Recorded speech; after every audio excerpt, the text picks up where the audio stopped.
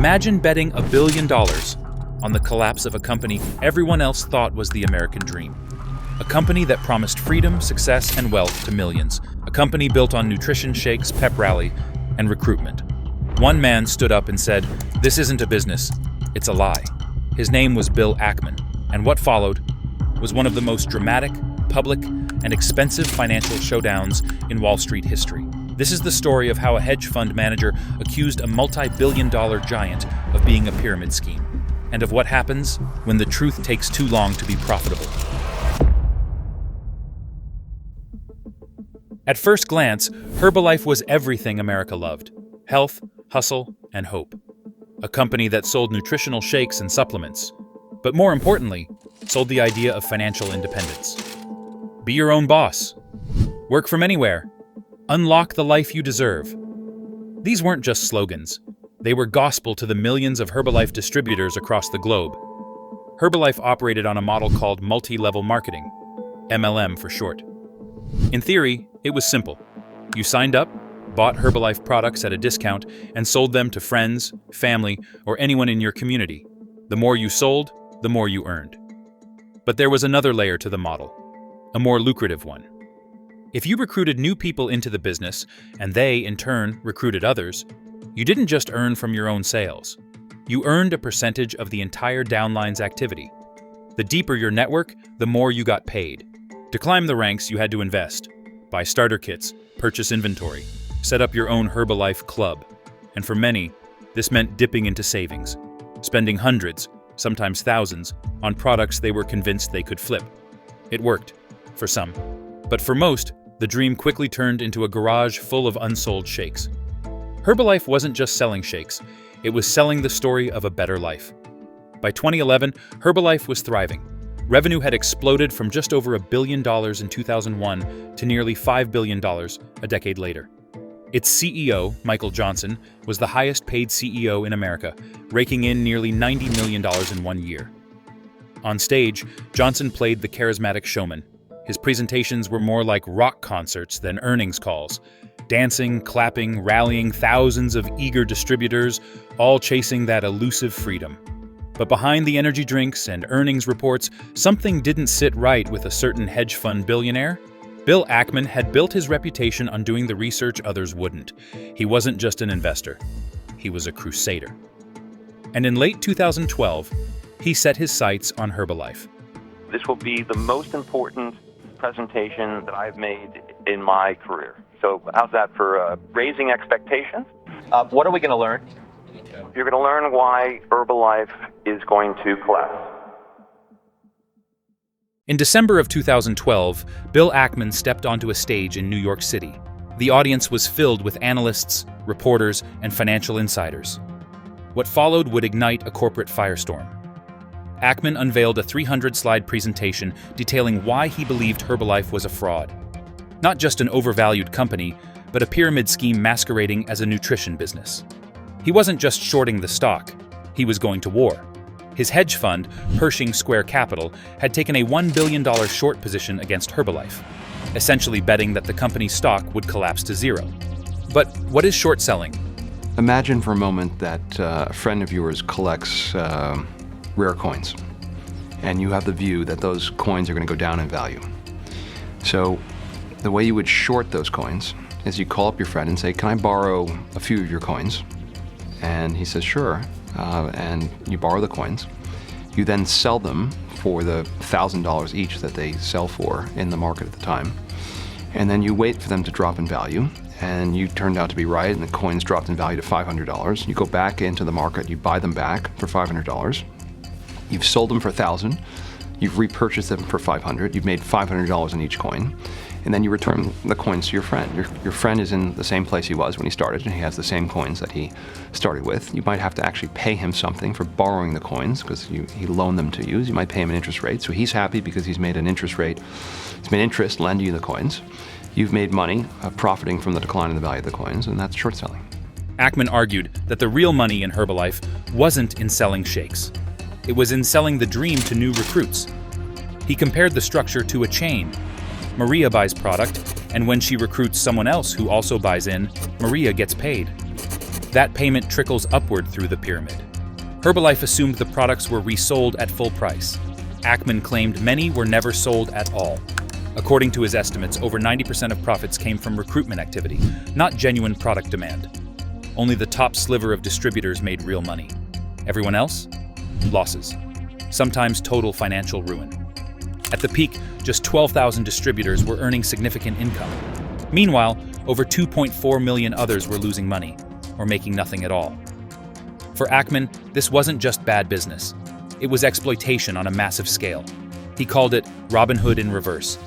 To make his case, Ackman spent $50 million on investigators, undercover research, former employees, and legal consultants. He went on CNBC. He testified to regulators. He released interviews with victims. And he made his prediction crystal clear. Herbalife is going to zero. But what happened next, no one expected. What began as a financial thesis was about to explode into a televised grudge match. Because while Ackman was busy trying to take Herbalife down, another titan of Wall Street was preparing his next move. Enter Carl Icahn, a legendary activist investor, ruthless, unpredictable, worth over $20 billion at the time, and more importantly, a man with a long memory. Years earlier, Ackman and Icahn had crossed paths in a bitter legal fight. It ended with Icahn paying Ackman $10 million. Some said he never got over it. Now, in 2013, with Herbalife under siege, Carl Icahn went long. It wasn't just a bet on the company. It was a bet against Bill Ackman. And it lit the fuse on one of the most dramatic rivalries Wall Street has ever seen. Carl Icahn started buying Herbalife stock in huge volumes, sending the price soaring. The timing was perfect. With Ackman's short position public and enormous, Icahn's buying spree triggered what's known as a short squeeze. When a stock goes up and you're short, your broker may force you to buy it back, at a loss. And when millions of dollars are on the line, that pressure can become unbearable. Two of the richest men in America, trashing each other on national television, billions of dollars at stake, and Herbalife caught in the middle. But behind the public drama, things were shifting in deeper, more dangerous ways. Regulators were starting to pay attention. In early 2014, the FTC formally notified Herbalife that it was under investigation. Soon, the FBI and SEC followed. Ackman's campaign had triggered a real response. The stock paused. The momentum slowed. Wall Street was watching closely.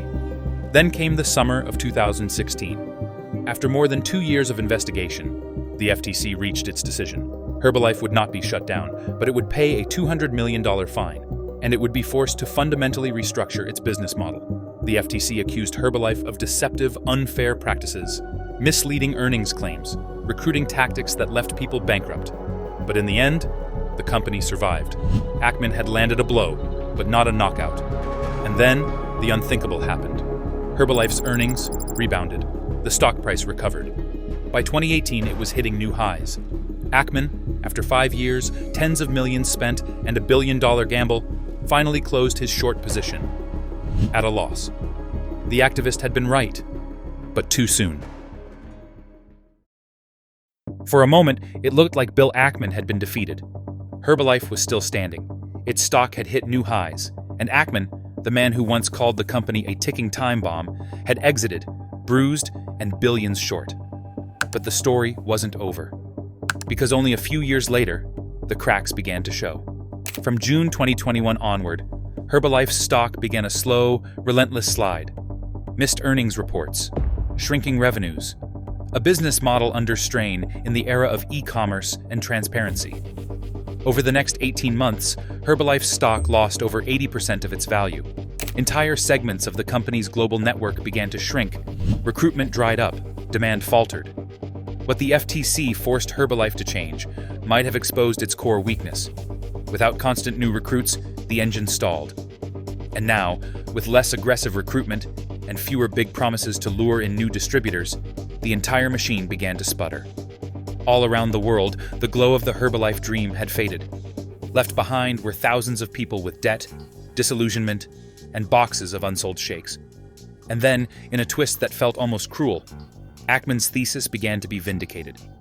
In recent interviews, he's been reflective. No longer the firebrand short seller with a vendetta, now a calm, steady investor in brands like Chipotle and Google. But when asked about Herbalife, he doesn't flinch. It's a good day for our short, a better day for truth, and a day the world finally sees Herbalife for what it really is. The numbers were staggering. Nearly 2 million people affected, billions in personal losses, lives disrupted by a business model built not on health, but on hype. And as for Carl Icahn, he walked away a winner, at least financially. But even he eventually sold his position, because when a business thrives on dreams and the dream fades, there's not much left. In the end, Herbalife didn't implode overnight. There was no dramatic shutdown, no final verdict declaring it a fraud. What happened was more subtle, more insidious. The enthusiasm dried up, the money trickled away, and the truth, long buried beneath flashy slogans and staged success stories, quietly emerged. Bill Ackman lost his battle in the moment, but history may remember him as the man who almost stopped a slow-motion disaster before it unfolded anyway. Because the most haunting part of this story is that he may have been right, and it didn't matter.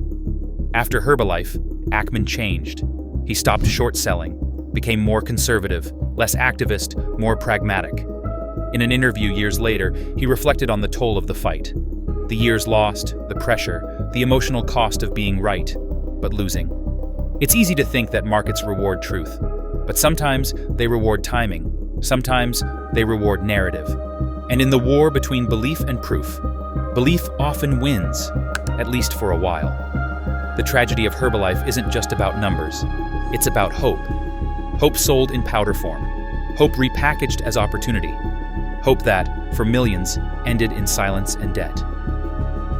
The line between a business and a scheme is sometimes paper thin. It's defined not by slogans, but by structure, not by how loud a company celebrates success, but by how quietly it handles failure. Maybe the real lesson isn't about Herbalife at all. Maybe it's this.